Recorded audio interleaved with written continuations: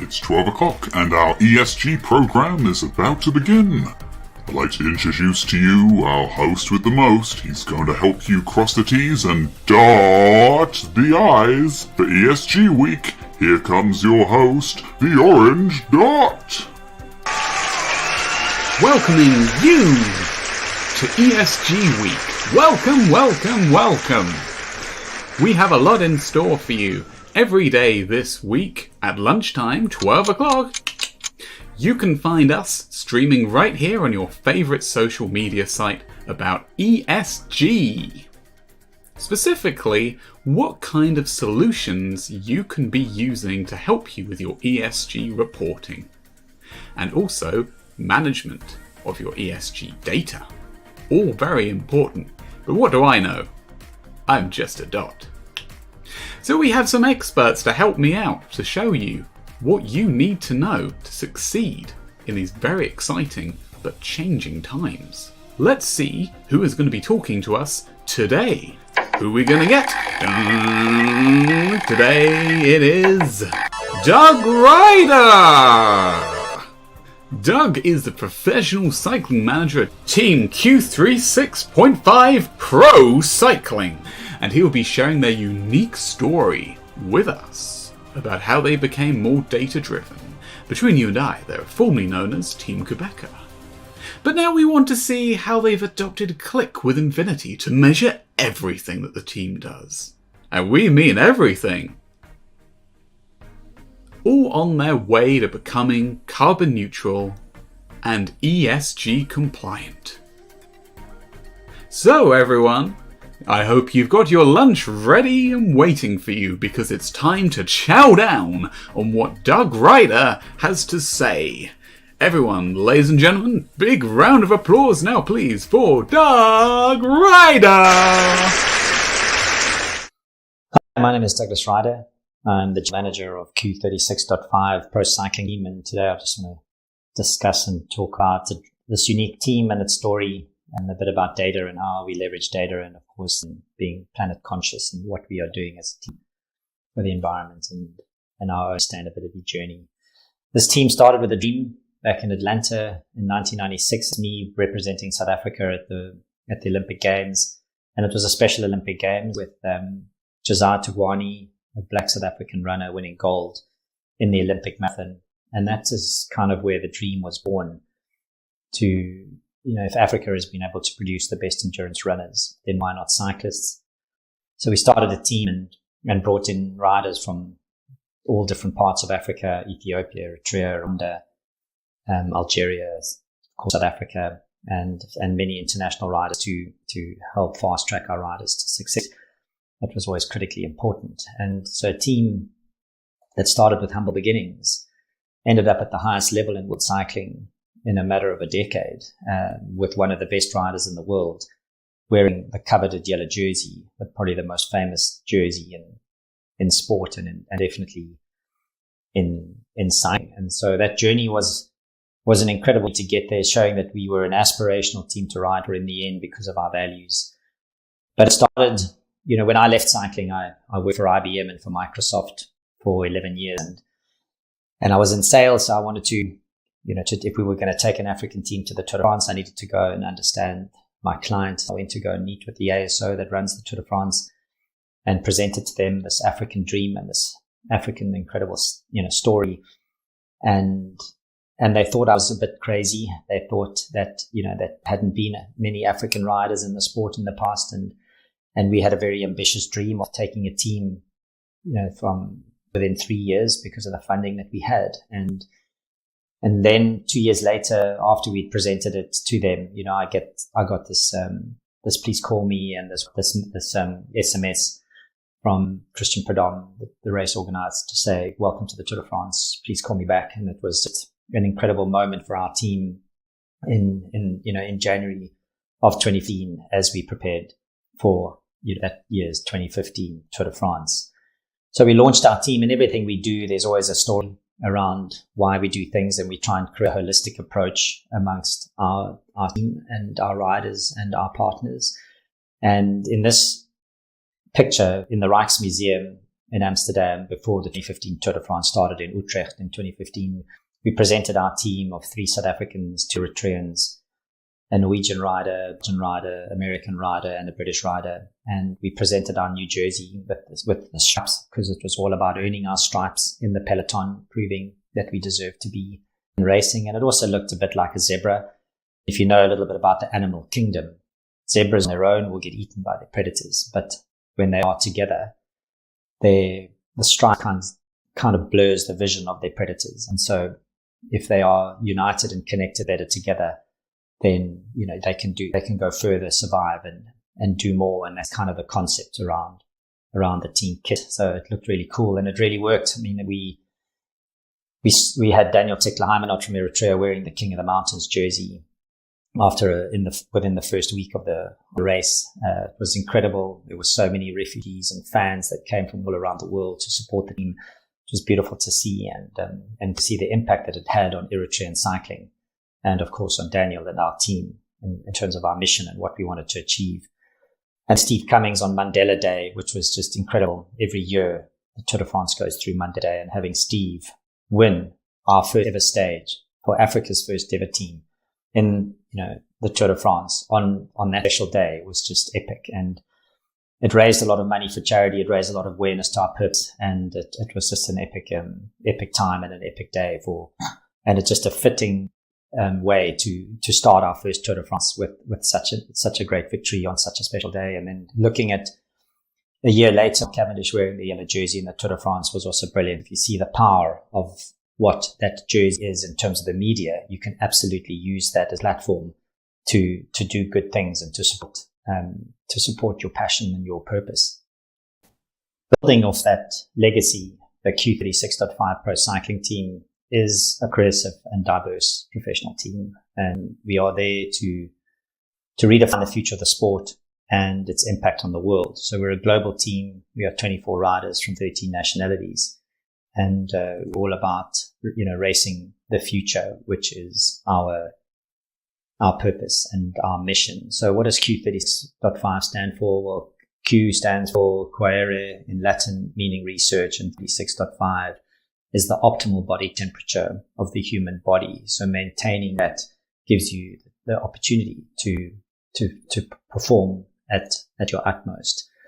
So our mission is around racing the future, and that means many things, and it means many things to many people.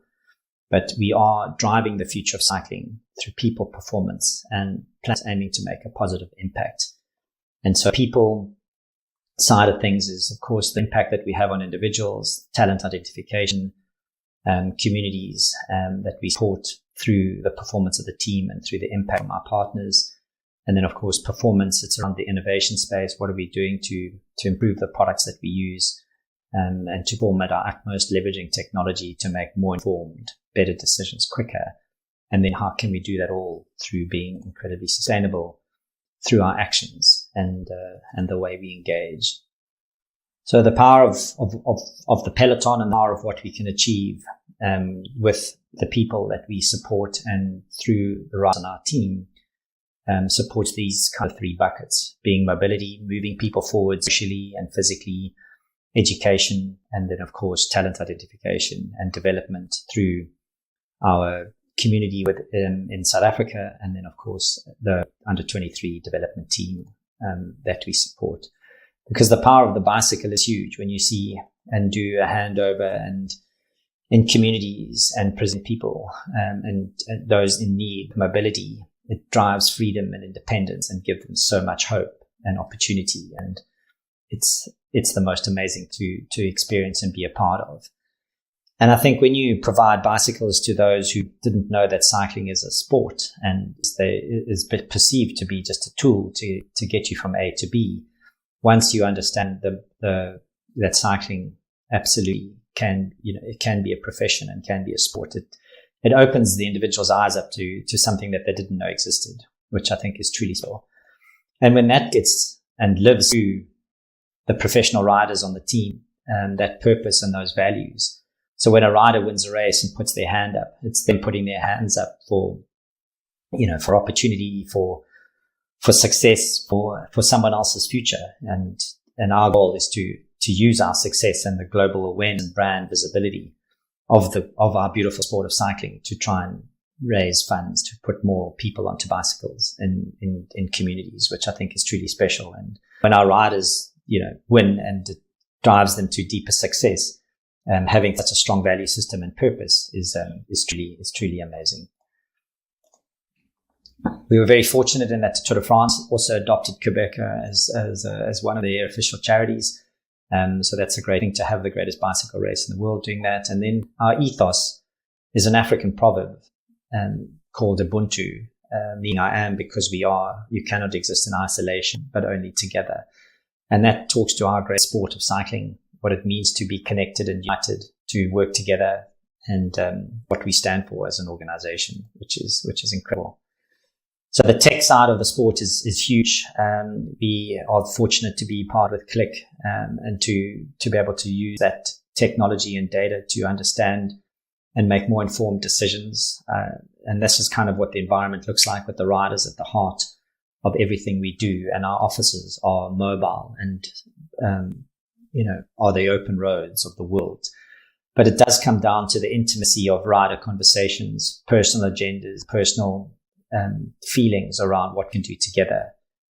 There are far too many things in this world around functions, or far too much interest around a rider as a function and not an individual.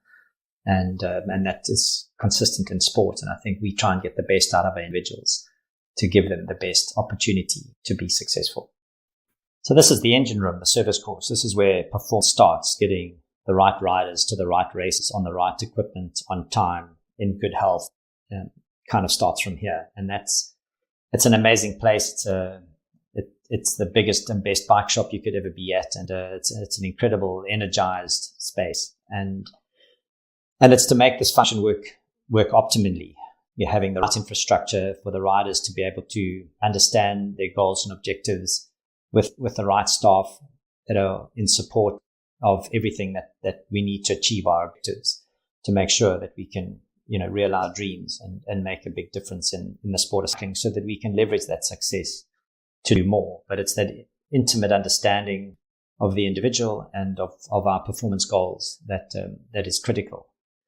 And data is a big part of that. So we have a dashboard that goes into rider analysis, team analysis. It's called it our Moneyball app, and helps us gives us a competitive advantage ultimately when it comes to racing, gives us access to information faster than competitors around our riders, and, which riders to which races, what are our competitors doing in terms of world rankings, and where we stand according to that, how we can prepare our riders for races in terms of field strength that's in those races. Those are the things that we analyze and look at in detail to give us the best advantage or best opportunity to be successful, ultimately drive success. But technology and performance also goes straight back into everything that we do, and clothing is an absolutely critical component of that. If you look at the elements of our team jersey, that talks to heat mapping, body sensors, Cartesian charts where you can understand exactly the data that is needed and areas where you need to focus on specifically to be able to perform at your optimal. Those are incredible to understand, to give the riders the best opportunity to be successful. And that spreads out, of course, into everything that we do from our Racing the Future mission to what we can do for the planet. So leveraging our partners, from a mobility point of view, radical innovation, fabrics and what we're using, and then through to sustainable product development, how we can do things absolutely better together. For interest, our jersey, our Q36.5 race jersey is 100%, using 100% recycled yarn. And it's developed and handcrafted in Italy. So then that goes straight to the riders, to the races. There's no massive logistics around that.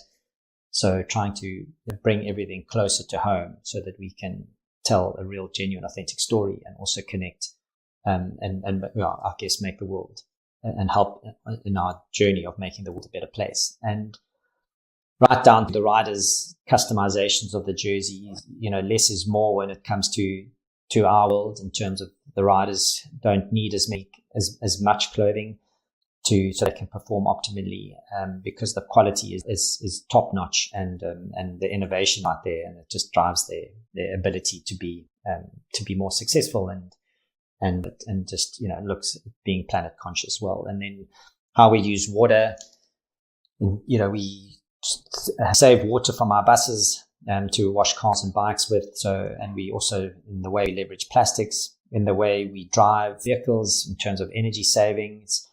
We've put solar panels on our new team bus, etc. So there's many things that we're doing to try and tell an authentic story, and to really be on top of the things that we do and how we use them. And that talks directly to partners as well.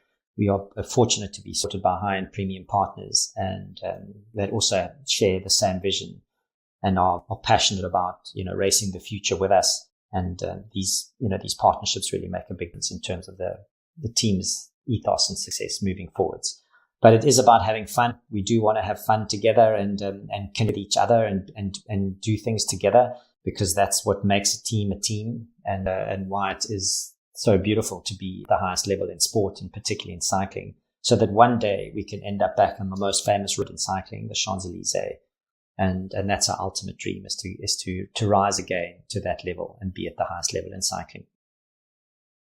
A big thank you to Doug. Oh look, I can see him cycling away now. Bye, Doug! Thank you for today's talk. That was incredibly interesting. Ladies and gentlemen, thank you so much for stopping by today. But a few notices for you. Firstly, if you enjoyed Doug's talk, particularly if you're intrigued a little bit about Inphinity, you might want to stick around for Friday, because on Friday, Martin Kostick from Inphinity will be telling us all about Infinity's latest solution for ESG. Ooh, exciting. I know I'm excited. I can tell from here you are too. Look at you. Oh! ESG Week is coming to you every single day at 12 o'clock on your favourite social media channel, so do make sure you stop by. If in the meantime you can't get enough of ESG goodness, make sure you check out Differentia.consulting, or drop me a line directly by sending an email to marketing@Differentia.consulting. And also make sure you stop by tomorrow for Neil Gallagher's talk, all about how Cyphered can help you with your ESG reporting and more. Again, what do I know? I am just a dot. Ha ha ha. Ladies and gentlemen, I look forward to seeing you again all this week. And this is ESG Week. Take it easy, or should I say, take it ESGzy. Bye for now.